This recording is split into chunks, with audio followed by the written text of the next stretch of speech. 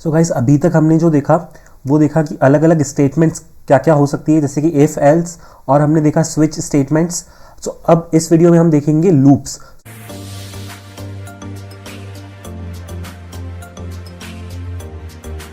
तो loops basically क्या होते हैं, अगर हमको कोई भी एक टास्क परफॉर्म करवाना होता है और हमको वही टास्क बार बार अगर करवाना है, सो हम कोड को बार बार नहीं लिखेंगे। सपोज मुझे अपना नाम 10 टाइम्स प्रिंट करवाना है, सो मैं क्या कर सकता हूँ, एक ऑप्शन तो मेरे पास है, मैं ऐसा लिख देता हूँ system.out.println और यहाँ पे अपना नेम डाल देता हूँ मैं।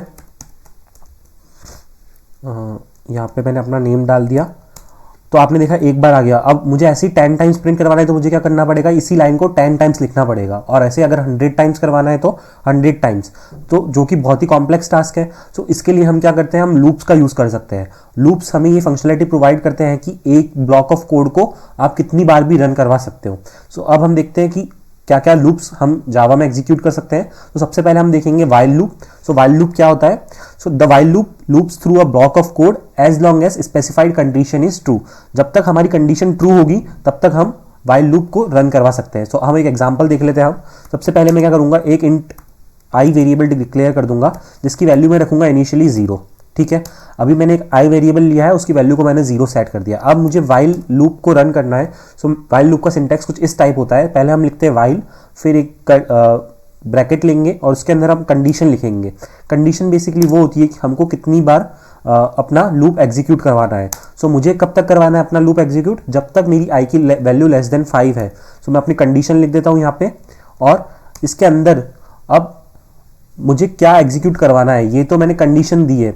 अब मैं चाहता हूं कि जब तक मेरी आई की वैल्यू लेस देन 5 है तब तक एक स्टेटमेंट प्रिंट होना चाहिए जो कि प्रिंट करे मेरा नाम। ठीक है, सो मैं यहाँ पे अपना नाम लिख देता हूँ स्टेटमेंट में, और अब मैं कर्ली ब्रैकेट को बंद कर देता हूँ। अच्छा, कर्ली ब्रैकेट बंद करने से पहले हमने आई की वैल्यू को इंक्रीमेंट करना पड़ेगा, वरना क्या होगा, वो हमेशा आई की वैल्यू 0 रहेगी और आई की वैल्यू कभी 5 से बड़ी होएगी ही नहीं, तो ये इनफाइनाइट लूप में चले जाएगा।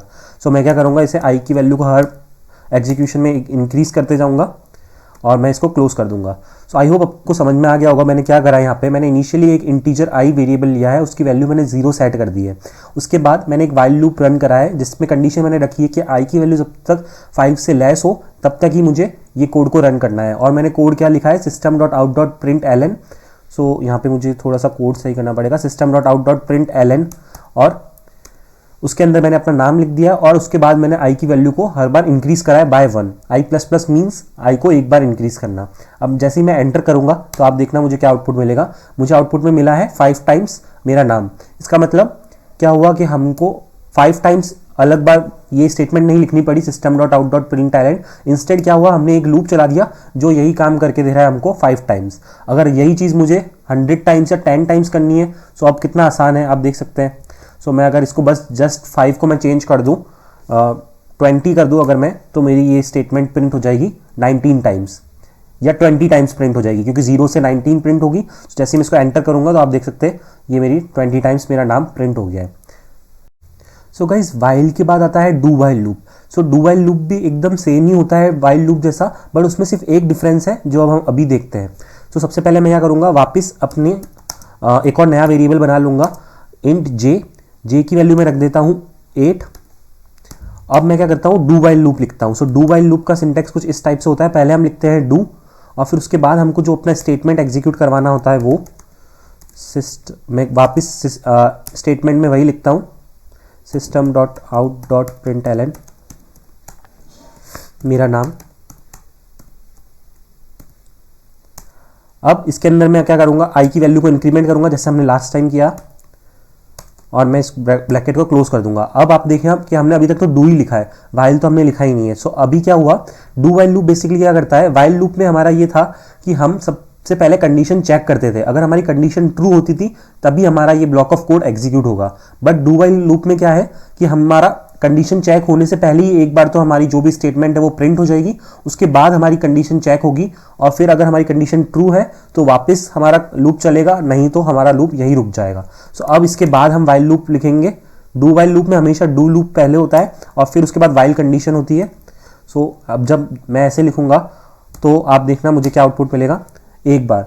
ये क्या हुआ मैं आपको अच्छे से समझाता हूँ। सबसे पहले क्या हुआ, हमने एक इंट जे टाइप का वेरिएबल बनाया जिसकी वैल्यू हमने ली 8, ठीक है। अब हमने लिखा है एक do while loop. Do while loop में हमने सबसे पहले क्या लिखा है, हमने एक स्टेटमेंट प्रिंट करवाया है जिसमें प्रिंट हो रहा है मेरा नाम। उसके बाद में मैंने आई की वैल्यू इंक्रीज कर दी है हर लूप में एक बार। अब मैंने कंडीशन क्या रखी है, while I is less than 5। सो हमारी जो कंडीशन है वो तो फर्स्ट टाइम में फॉल्स हो गई, क्योंकि हमने तो आई 8 लिया था और आई की सॉरी मैंने आई लिया है यहाँ पे। अगर मैं वापस ले लेता हूँ, जे ले लेता हूँ एक बार, क्योंकि हमने वेरिएबल जे लिया था, बट फिर भी हमको आंसर एग्जैक्टली सेम ही आएगा। आप देख सकते हैं मुझे राहुल ही आया है। मतलब कहने का मतलब ये है कि वाइल लूप हम अगर यहीं पे अगर हम वाइल लूप चलाते सो हमको एक बार भी आउटपुट नहीं मिलता, क्योंकि वाइल लूप हमारा इनिशियली चेक कर लेता है कंडीशन को और फिर हमारी स्टेटमेंट्स उसके अकॉर्डिंग प्रिंट होती है। पर डू वाइल लूप में ऐसा होता है कि सबसे पहले हमारी एक बार तो स्टेटमेंट या कंडीशन स्टेटमेंट प्रिंट हो ही जाएगी, उसके बाद कंडीशन चेक लास्ट में होता है। इसी वजह से इवन दो हमारी जे की वैल्यू 5 से बड़ी थी, फिर भी हमारा नाम एक बार प्रिंट हो गया है। आई होप आपको समझ आ गया होगा वाइल लूप और डू वाइल लूप क्या होता है। गाइस अभी तक हमने देखा वाइल लूप और डू वाइल लूप। अब एक और तरह का लूप होता है जो कि होता है फॉर लूप। फॉर लूप हम कब रन करते हैं, जब हमको पता होता है कि एग्जैक्टली कितनी बार हमको लूप चलाना है। बेसिकली यहाँ पे हम क्या कर रहे थे, अभी तक वाइल लूप में हम पहले अपने एक वेरिएबल डिक्लेयर कर रहे थे, उसके अंदर हम वैल्यू असाइन कर रहे थे और फिर हम कंडीशन और इंक्रीमेंट जो वैल्यू को करना था वो वाइल लूप में कर रहे थे। अगर हमको ये तीनों चीज़ जो कि है असाइनिंग द वैल्यू और इंक्रीजिंग द वैल्यू और कंडीशन, ये अगर हमको तीनों एक ही स्टेटमेंट में लिखना है तो हम फॉर लूप का यूज करेंगे। चलो अब देखते हैं हम एक फॉर लूप का एग्जांपल। सबसे पहले अगर वही हम केस लेते हैं, मुझे अपना नाम 5 टाइम्स प्रिंट करवाना है, तो मैं फॉर लूप की मदद से किस तरह करवा सकता हूँ। तो मैं क्या करूँगा, एक फॉर लूप लिखूंगा। अब आप देख सकते हैं मैंने अभी तक पहले से कोई भी एक वेरिएबल डिक्लेयर नहीं करा। मैं क्या करूँगा, फॉर लूप के अंदर ही एक वेरिएबल बनाऊंगा इंट आई, उसकी वैल्यू में सेट कर दूंगा इनिशियली 0 और उसके बाद जो सेकंड हमारा जो आर्ग्यूमेंट होता है इसके अंदर वो रहता है कि हमको कितनी बार कब तक ये लूप चलाना है, राइट। ये मैंने लगा दिया i इज लेस देन 5 और इसके बाद मैं थर्ड लगा दूंगा, इसको कितनी बार मुझे इंक्रीमेंट करना है। अब इसके बाद मैं अपना स्टेटमेंट लिख दूंगा system.out.println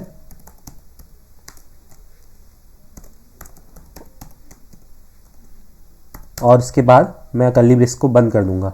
ये हो गया हमारा फॉर लूप। अब मैं आपको बता देता हूँ एक एक चीज़ का मतलब। सबसे पहले जो हमने इंट आई इक्वल्स टू 0 लिखा है, ये सबसे पहले एक बार एग्जीक्यूट पहले चेक होगा, असाइन होगी वैल्यू आई को। फिर सेकंड जो है वो हमारी एक कंडीशन जिसमें हमने रखा है कि आई इज लेस देन 5 है, तभी हमारा ये कोड एग्जीक्यूट होना चाहिए। और थर्ड जो हमारी स्टेटमेंट या जो थर्ड वैल्यू है ये वाली, इसका मतलब क्या है कि हमारा जो आई की वैल्यू है कितने से इंक्रीमेंट होनी चाहिए हर एग्जीक्यूशन पे। जैसे ही मैं इसको एंटर करूंगा आप देख सकते हैं मुझे राहुल 5 टाइम्स प्रिंट हुआ मिल गया है। आई होप आपको फॉर लूप अच्छे से समझ में आ गया होगा। अब फॉर लूप काफ़ी कॉम्प्लेक्स तरह से हम यूज़ कर सकते हैं। एक के अंदर एक फॉर लूप जिसको हम नेस्टेड फॉर लूप्स बोल सकते हैं, बट अभी के लिए हम उतना डीप में नहीं देखेंगे वरना हम कंफ्यूज हो जाएंगे। हम डायरेक्टली प्रॉब्लम्स जब देखेंगे आगे जाके हायर लेवल पे, तब हम उसको अच्छे से डिटेल्स में समझेंगे। आपके लिए नेक्स्ट एक्सरसाइज है, आप उसको सॉल्व करना तो आपको अच्छे से समझ में आ जाएगा कैसे फॉर लूप वर्क करता है। आपको सॉल्यूशन उसका नेक्स्ट वीडियो में ज़रूर मिल जाएगा। थैंक्स फॉर वॉचिंग, मिलते हैं नेक्स्ट वीडियो में।